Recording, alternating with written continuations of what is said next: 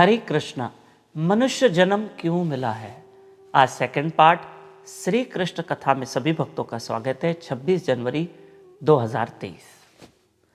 कल हमने चर्चा की थी कि मनुष्य जन्म क्यों मिला है। 84 लाख जन्मों में उत्तम ये मनुष्य जन्म। अरे इस मनुष्य जन्म को व्यर्थ मत गंवाओ। ये मनुष्य जन्म मिला है अच्छे कर्म करने के लिए, सत्य कर्म करने के लिए, नाम स्मरण करने के लिए, प्रभु की भक्ति करने के लिए। आज हम मानव हैं, हम किसी के काम आ सके। ऐसा ना हो कि हमारा ये जन्म व्यर्थ चला जाए। एक किसान था, हमारे गुरु महाराज एक छोटा सा प्रसंग बताते हैं। एक बार एक राजा जंगल में शिकार करने गया, रास्ता भटक गया और भटकते भटकते किसान के पास पहुंचा। राजा ने कहा, मैं भूखा प्यासा हूं, मैं रास्ता भटक गया। किसान ने राजा को भोजन करवाया, जल पिलाया, सब किया। ठीक है, समझना मानव जन्म हमें व्यर्थ नहीं गंवाना। और किसान ने राजा को महल का रास्ता दिखाया, महल तक छोड़ के आया किसान। राजा ने कहा, अरे किसान, तुमने हमारी बहुत सहायता की है, इसका मैं जरूर तुम्हें फल दूंगा, इनाम दूंगा।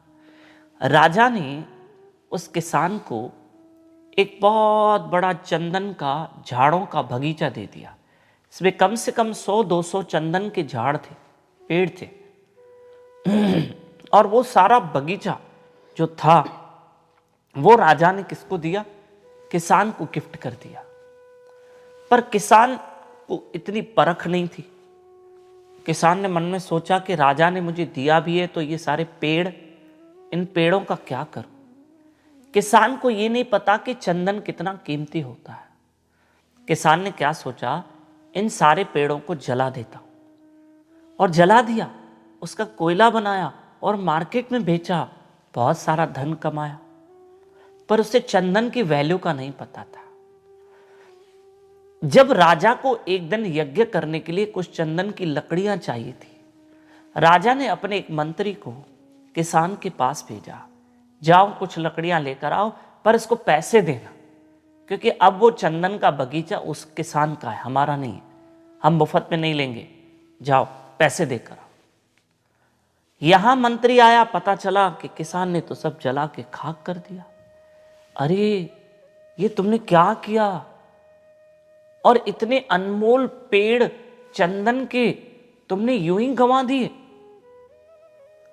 अब राजा को चंदन की जरूरत पड़ी और तुमने उसको कोयला बना दिया। तब किसान ने कहा, कितना चंदन चाहिए? बोला, 1-2 लकड़ी भी मिल जाए छोटी सी तो हमारा यज्ञ हो जाएगा। किसान ने क्या किया था, एक चंदन का टुकड़ा अपनी कुल्हाड़ी में डाल के रखा था। वो कुल्हाड़ी से निकाल कर मंत्री को दिया, जाओ लेके जाओ। और मंत्री ने उसके लकड़ी के बदले में 2 सोने की मोहरें दी। 2। किसान हैरान हो गया कि इतनी लकड़ी के बदले 2 सोने की मोहरें। बोला, अरे किसान, यही तो तुमको बता रहे हैं कि चंदन कितना कीमती है, और तुमने उसको कोयला बना दिया, व्यर्थ गंवा दिया। सोच, इतनी लकड़ी की इतनी कीमत है तो इतने चंदन के झाड़ों की कितनी कीमत होती, आज तुम कहां से कहां होते, लेकिन तुमने उसको व्यर्थ गंवा दिया। मेरी माताओं, मेरे भाइयों, ये शरीर भी चंदन की पेड़ की तरह अनमोल है, इसको व्यर्थ नहीं गंवाना है। नहीं गंवाओ व्यर्थ कामों में। और हमारे सबसे दिन का अच्छा बेस्ट ऑफ टाइम है ना, वो मोबाइल में चला जाता है। मत गंवाओ, अच्छे कर्म में लगे, किसी के काम आ सकें। मुझे एक व्यक्ति ने बहुत अच्छी बात कही, वो डॉक्टर है, वो सबकी सेवा करता है। तो उसने मुझे कहा, मैं लाखों कमाऊं ना कमाऊं, पर मैं लाखों के काम आऊं। यही मानव जन्म है कि सत्य कर्म करें, और मेरे गोविंद की प्राप्ति के लिए मानव शरीर मिला है कि देहधारी का फल यही, भज मन कृष्ण मुरार। उस कृष्ण मुरारी का भजन करो। हरे कृष्ण कृष्ण कृष्ण हरे हरे, हरे राम राम राम हरे हरे। कृष्ण का भजन करो, हरि का भजन करो, अच्छे कर्म हमसे हो। और ये कथा आगे जरूर फॉरवर्ड करना। नए भक्त मेरे साथ जुड़ सकते हैं 9284826810 पे। अपना और अपने शहर का नाम व्हाट्सएप करें। हरे कृष्ण।